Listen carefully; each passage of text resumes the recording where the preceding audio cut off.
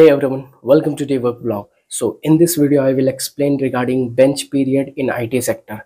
So bench period in Cognizant as well I will explain like different query I was researching regarding this particular question that bench period क्या है और इसके bench period में रहने पे salary मिलता है कि नहीं, बेंच पीरियड का ड्यूरेशन कितना है कॉग्निजेंट में, इन्फोसिस में, टीसीएस में, कोई भी अदर ऑर्गेनाइजेशन में। तो इस टाइप के जो है कमेंट रिसीव हो रहा है। प्रीवियस वीडियो आपने नहीं देखा तो देख लीजिए, उसमें मैं एक्सप्लेन किया था रिगार्डिंग ले ऑफ।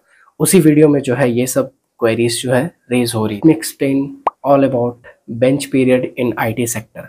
सो जो भी डिटेल्स है लाइक बेंच पीरियड क्यों होता है, क्या होता है और कितने ड्यूरेशन का होता है, इसमें सैलरी मिलती है नहीं मिलती है, और बेंच पीरियड के कितने फेजेस है, ये सब जो है इस वीडियो में एक्सप्लेन करूंगा। So stay tune in this video. So let's begin this video. So bench period क्या है, let me explain with example. Like joining के दिन से और जब तक आप प्रोजेक्ट में एलोकेट नहीं होते उस बीच ड्यूरेशन जो भी आप कंपनी में बिताते हैं वो ड्यूरेशन को जो है बेंच पीरियड बोलते हैं। तो जो भी इंटरनल ट्रेनिंग वगैरह रहता है वो अटेंड करना रहता है। सो बेंच पीरियड भी डिफरेंट फेजेस होते हैं। लाइक कूलिंग पीरियड होता है। कूलिंग पीरियड क्या है वो किसी और वीडियो में एक्सप्लेन करूँगा, लेकिन थोड़ा सा मैं बता दूँ। कूलिंग पीरियड लाइक एक पर्टिकुलर प्रोजेक्ट, एक पर्टिकुलर क्लाइंट के लिए आप मान के चलो एक्स कंपनी से वर्क करके आए हो और वाई कंपनी में ज्वाइन किए हो, तो एक्स और वाई अगर सेम क्लाइंट के लिए वर्क कर रहा है तो आप अगर सेम क्लाइंट के लिए सेलेक्ट होते हो तो उस बीच जो है आपको 3 मंथ, किसी का 6 मंथ, ऐसा जो है कूलिंग पीरियड होता है बेस्ड ऑन क्लाइंट।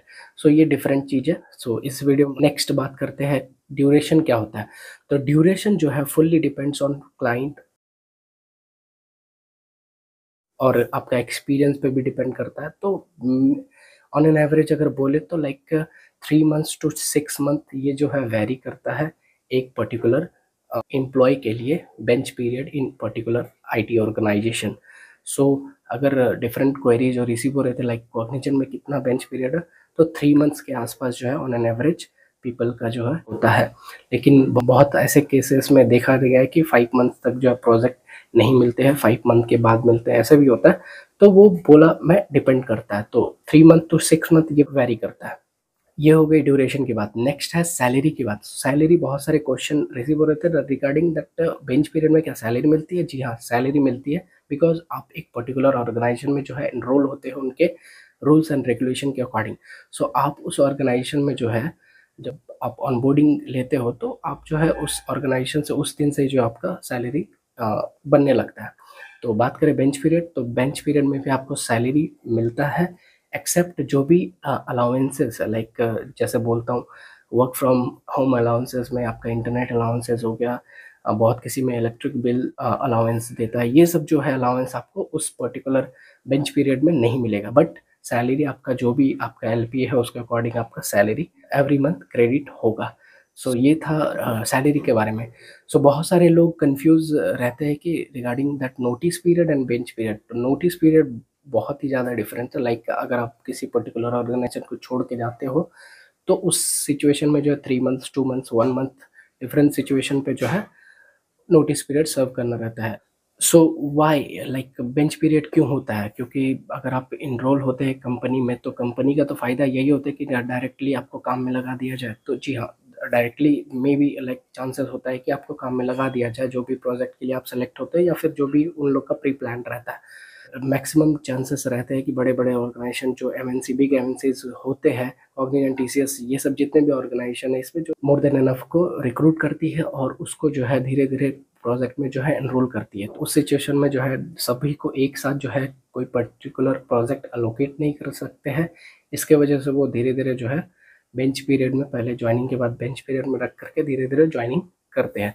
दूसरे फेज की बात करूँ तो दूसरे फेज में भी आता है लाइक लेट्स से आप एक पर्टिकुलर क्लाइंट के लिए वर्क कर रहे हो या फिर आप एक पर्टिकुलर प्रोजेक्ट में वर्क कर रहे हो और आप चाहते हो कि दूसरे प्रोजेक्ट में स्विच करना इंटरनली, सेम ऑर्गेनाइजेशन में आप इंटरनली चेंज करना चाहते हो। तो उस केस में जो है आप जब उस पर्टिकुलर प्रोजेक्ट को छोड़ते हो और जब लाइक दूसरा प्रोजेक्ट में जब तक एलोकेट होते हो तब तक भी जो है बेंच पीरियड ही कहलाता है। तो इस बीच जो है आपका डिफरेंट जो भी प्रोजेक्ट में आपको जाना है उसके लिए जो है आपको इंटरव्यू वगैरह देना पड़ता है। इस प्रोसेस में जो आप in between that process like आप बेंच पीरियड में ही रहते हो। सो दूसरा क्यों क्यों का रीज़न मैं दे देता हूँ और भी, जैसे कि आप ऑन बोर्ड लेते हो और ऑनबोर्डिंग और एलोकेशन के बीच में जो पीरियड होता है वो बेंच पीरियड जैसा मैंने बताया, तो उस बीच जो है क्लाइंट इंटरव्यू, मैनेजर इंटरव्यू और टेक लीड ये सब इंटरव्यू लेते हैं कोई पर्टिकुलर प्रोजेक्ट में जाने से पहले।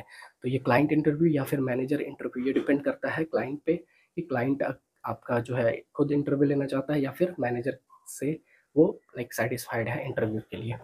सो नेक्स्ट मैं बताऊंगा डोमेन कैसे आप चेंज कर सकते हैं, लेट्स से आप एक पर्टिकुलर प्रोजेक्ट छोड़ते हो दूसरे प्रोजेक्ट में कैसे आप स्विच कर सकते हो इंटरनली, वो नेक्स्ट वीडियो पे कभी बताऊंगा, एक्सप्लेन करूंगा उसमें कैसे कैसे आप जो है दूसरा डोमेन जो है चेंज कर सकते हो। So this is all about bench period in IT sector. So जो भी डाउट्स थे आपके क्लियर कर दिया हो, तो ओवरऑल मैं एक कंक्लूजन निकालूँ तो बेंच पीरियड वो पीरियड होता है आप लेट्स से ज्वाइन करते हो और जब तक एलोकेट नहीं होता है तो इन बिटवीन दैट वो बेंच पीरियड होता है। दूसरा केस की बात करूँ तो जब आप कोई पर्टिकुलर प्रोजेक्ट छोड़ते हो और इंटरनली किसी और प्रोजेक्ट में जाते हो तो उस बीच में जो है आपका क्लाइंट इंटरव्यू, मैनेजर इंटरव्यू जो भी प्रोसेस होता है उस बीच में जो है आपको बेंच पीरियड में रहकर ये प्रोसेस देना पड़ता है। तो मेनली दो फेजेस होता है। सैलरी की बात करें, सैलरी मिलता ही है। एंड नेक्स्ट मेन थिंग हो जाती है ले, सारे लोग पूछ रहे थे मैं बेंच पीरियड में 3-4 महीने से हूँ, क्या कंपनी निकाल देगी? तो ऐसा मोस्ट ऑफ द केसेस नहीं होता है। रेयरली ये चांस होता है कि आपको जो है रिक्रूट करती है और बिना किसी प्रोजेक्ट में अलोकेट किए आपको जो है निकाल देती है, ऐसा नहीं होता है। आपको जो है जो भी प्रोजेक्ट है उसके इन्विटेशन मिलते हैं। अगर आप 1-2 इन्विटेशन को जो है रिजेक्ट कर देते हो तो उस केस में जो है कंपनी मे बी आपको मे बी क्या 80% चांसेस होता है कि आपको ले ऑफ कर दे।